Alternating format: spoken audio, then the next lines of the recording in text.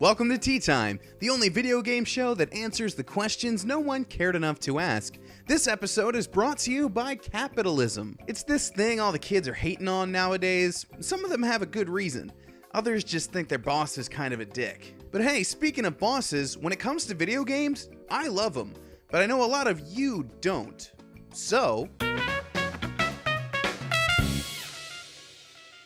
a lot of people view bosses as one last annoying hump to get over at the end of a level, sort of like a final exam that no one wants to take. But for my part, I like them for their design, what they add to the story, and occasionally the extra challenge. But before we can dig into all that, let me bring out my guest for this week. He calls himself the boss, and for good reason. It's Buddy Valastro, the Cake Boss. Welcome to the show, buddy. You know, I appreciate you taking some time to come out and come over here. I hear it's busy season at the bakery right now. You hear different reports or whatever. That makes sense. Well, let's get this show on the road. Not literally. I know you don't like to take a lot of time off. I'm a like that. Right. Well, let's talk about design. We'll start with Mega Man. Enemies and items and levels are obviously drawn up by a whole team of artists, but because bosses are that final hurdle, they're given more effort. So Woodman, Iceman, and all the rest of the Robot Masters get special attention. In Mega Man's case, most of the bosses were actually submitted by fans, which adds another layer of charm to the whole thing. Shovel Knight does something similar with its Order of No Quarter, and if a sequel ever happens, it'll be really cool to see the new team of knights they come up with. So that's design. You know, buddy, I hear you tried to beat the Mega Man games all in one sitting once. It'll never happen again. Guess it didn't really work out then. Let's talk about story. There's really no better example here than Metal Gear.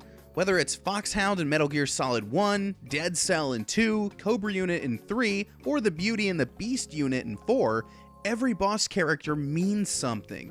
They have backstories, they have motivations, and they fight in ways that align with both of those things.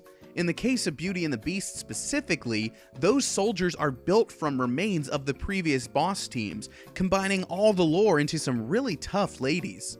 You see this in Dark Souls as well, even if it's more subtle. You can learn all about Artorias, for example, by reading items and speaking to certain NPCs. Then when the DLC rolls around, you actually get to face the legendary knight. So bosses can really add to a game's overall lore. You ever try to play a Dark Souls game, buddy? I paid the price, I manned up. Sounds better than the Mega Man thing, I guess. Now let's get to that last point. Finally, there's the extra challenge that comes from optional bosses. Final Fantasy games have featured super bosses since the beginning, and each one requires some serious preparation. You've got to be leveled up, have the right spells equipped, and be ready to use the right commands to stop yourself from getting totally wiped out. I've only managed to beat a few myself, but you feel like a real champion when you pull it off. Similarly, Kingdom Hearts features exceptionally tough optional battles like Sephiroth and Phantom. And because of that game's action-based combat, the challenge is in the dexterity and the timing, not just in the strategy. And I think that'll about do it for me. Buddy, did you have a good time? You know what? I learned a valuable lesson. Oh, cool. I mean, I wasn't really trying to teach anything, but give it up for the Cake Boss, everybody.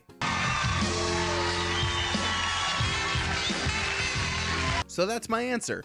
I love boss battles because of their unique design, because they add to the game's story, and because they can present an extra tough but rewarding challenge. Thank you all very much for watching. If you have some sort of question or obscure topic you'd like me to dive into, go ahead and post that in the comments below. I love checking those out every time. And for more videos and podcasts and articles, head on over to LaserTime. Thank you again, and as always, let's go play some video games.